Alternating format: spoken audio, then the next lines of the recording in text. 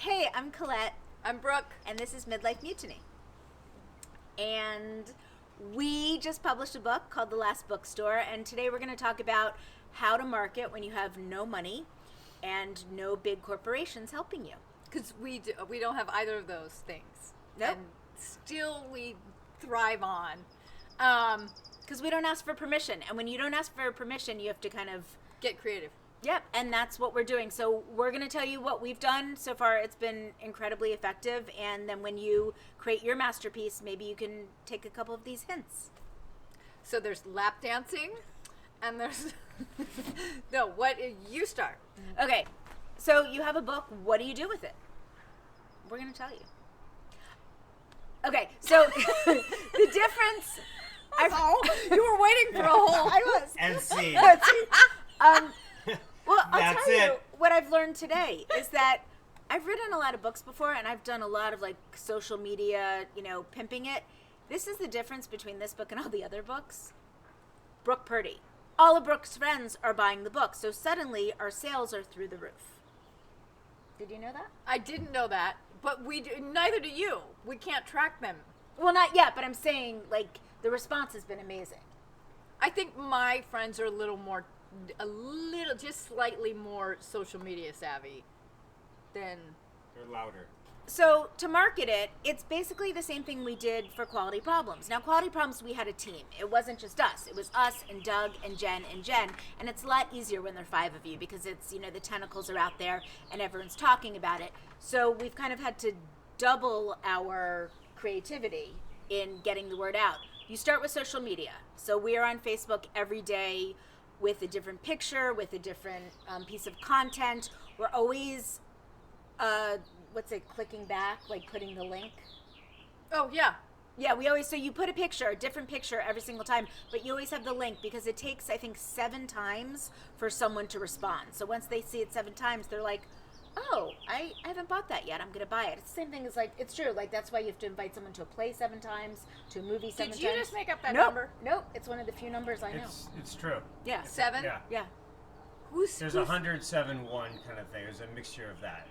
It's in marketing. Yeah, I just know it's 7. You have to get it out there. 7 is the magic number. Okay, so So- we're way beyond Oh, yeah. 7. We had. Can you talk about Kat for a second? All her names. Oh, yeah. I mean, so Kat Padmalek, who is just a lovely, lovely, lovely, lovely. Is she lovely? She's lovely. She's a marketing guru, and she kind of got behind Midlife Mutiny from the beginning because she loved, 2 badass women not asking for permission. She's a badass woman who doesn't ask for permission. She's like, can I not ask for permission and give you guys a bunch of stuff?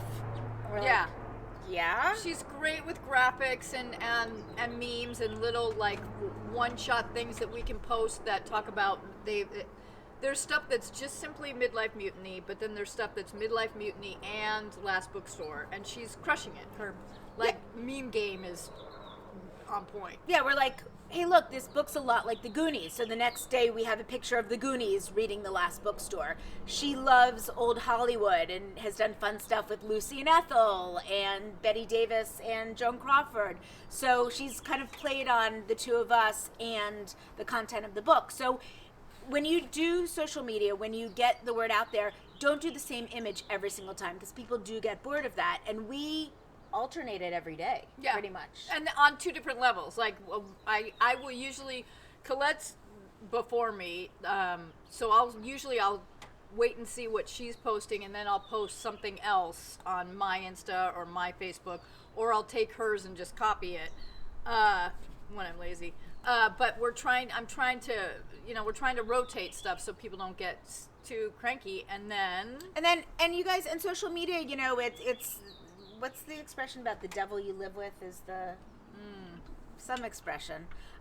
Anyway, the devil you know. The devil you know. So social media works for getting the word out. It's access at your fingertips. So Facebook, Instagram, Twitter, use it. Use every single platform and keep doing the same things. Keep hashtagging the name of your book. Keep doing different pictures. And don't forget how important it is just to email people directly. We did that with Quality Problems when we were crowdfunding. We did it with Miles Underwater when we were crowdfunding. And we're doing it with The Last Bookstore, too. Yeah. Yeah, it's just use your social network because people, If you make it personal, that's the thing. Just make it personal. Our emails are to people that know and love us, saying, "Look, I did this thing and it was crazy hard, and I'm really proud of it. And we would love your support." Because it's a village, and it's levels. So first we ask the people to get the book. Second, we've been asking, so now everyone has the book. Second, we're asking people to take pictures of themselves reading the book or their kids reading the book so we can post those. And then in about a week or two, we're going to ask people to write reviews. Just, yeah, as everything comes in, we're hit with a new level. There's also, you can dig a little deeper, Goodreads. So I went into Goodreads, and I apparently hadn't been there in a while because I was still reading books that were years old. But if you want to meet a lot of folk, go to Goodreads and plug in dystopian and YA, and that's everybody's there. Everybody. So it's hard to navigate the threads. They're like, I went on books you're reading now or recommendations, and I also signed up as an author and got word in. But it's drop in the ocean kind of stuff. Like, that place is vast. Twitter's also a rabbit hole, but you have to put in the time like it's a full-time job. For Last Bookstore, I will go on the threads which are post-apocalyptic, Goonies, Mad Max, Stand By Me, young adult reading, anything that has to do with the Last Bookstore. I'll go on those threads, follow those people, and then retweet their stuff adding the Last Bookstore. That's a great way to get readers organically, but it takes time. Also, as far as your friends go and the people that do support you, make sure to thank them profusely. But people do, at least in my experience, people like being involved in something from the ground up, and the more gracious and loving you are towards that support, the more you can, recall it. We've been through a few movies and this book and countless other personal projects where we've asked for support from the village, and they keep coming back because we're not dicks. I'm crazy grateful, and I really, really try, and in my spare time, when I'm not promoting us, I'm trying to promote other people's efforts really hard. Like, I will sing someone's praises to the heavens if I can, because I know how hard it is. I know how hard it is to just get it done. And it really does, like Brooke said, take a village. And we've both cultivated a really nice village. So for you, writing's really lonely. But think about your friends. They want you to succeed. Their friends of friends want you to succeed. Your family wants you to succeed. So don't be afraid to ask them for help and say, hey, please help me get the word out. I'm proud of this project. Please read it. Yeah. Like The Last Bookstore, which you should tell 2 friends about and read yourself. I'm telling you guys, the book is freaking amazing. So it's not like doing a favor. You are going to escape, and who doesn't need that right now, into this book and these characters. And it's all the feels. It's all of it. It's thrills. And it's 200 pages. Yes, it's so easy, and you won't be sorry. Yep. I'm Colette. I'm Brooke. And this is Midlife Mutiny.